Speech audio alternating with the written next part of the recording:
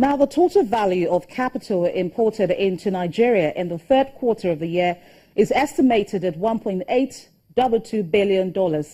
Data from the National Bureau of Statistics shows that the figure represents an increase of 74.84% relative to the second quarter and a 33.70% fall compared to the third quarter of 2015.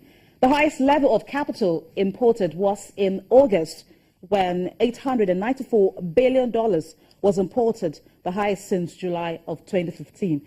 In September, $649.7 billion was reported, higher than the first and the second quarters.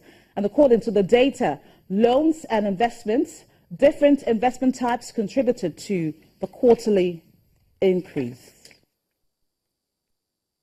Now, the FMDQ OTC has announced the launch of its market education initiative, which is the FMDQ Academy, in line with its commitment to strategically lead innovation towards the growth and development of the Nigerian financial market. According to the exchange, the Academy was established to deliver financial market education to FMDQ stakeholders in line with FMDQ's market and products development agenda in the fixed income, currency and derivatives markets, with the aim of deepening and upgrading the Nigerian financial markets towards global competitiveness.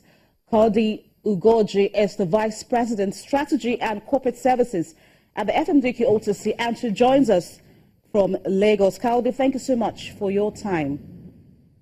Thank you, Balaji. Now, tell us more about the launch of this academy. What is it all about? Okay, so basically this has been a long time coming for FMDQ. FMDQ has its product and market development agenda. Primarily, FMDQ was set up to develop the market. And in developing the market, or in trying to come up with innovative products or services, to develop the market, we realized that there was a gap. And we decided that we quickly had to support in filling that gap in the market.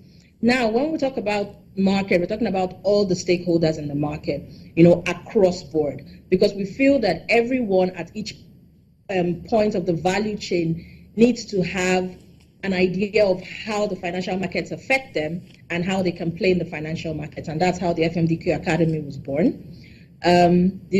Basically, this is a free initiative at the moment and we're launching today. The website has just gone live today. So basically, anyone can go onto the website, www.fmdqacademy.com, log on, register, and then you can take online courses, free online courses in derivatives, fixed income, and currencies, which are FMDQ's markets, basically, which cover FMDQ's markets.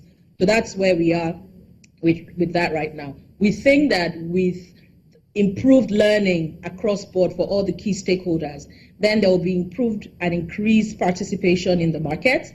And of course, with that, then the financial markets can even develop further. So it's a key thing that we need to address to make sure that the participants are knowledgeable and have adequate information on how to participate in the market. So the participants are those who trade the market, right?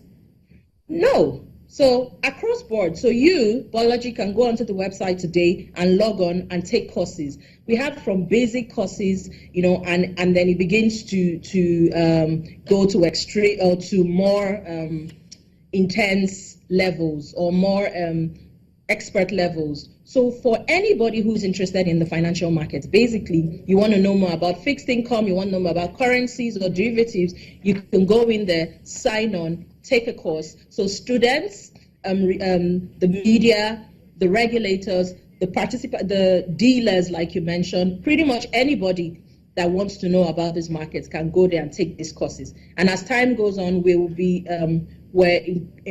increasing the number of courses available online, but we're also going to be expanding to have face-to-face lectures, courses, workshops, because we believe that people are at different stages of the learning curve. So we want to have something for everyone. If you want to come to class, we have classrooms for that. If you want to just sit at home and do it online, you can get that as well. So I was going to ask you, Kaldi, how would you assess the level of the knowledge acquired by the participants, by those who will log into your website and want to read about or understand how the market works? How do you assess the level of knowledge that they've acquired over time? Pardon, I didn't hear that. So how would you assess the level of information that each participant has been able to acquire or absorb or digest or understand as regards how the market works? Is there a way the FMDQ OTC, apart from us going to the website to just read about the fixed income market? And I want to know, I believe that the traders will also be involved in this, because we're all looking for how to increase our knowledge base. So how would you assess the level of goals or objectives acquired?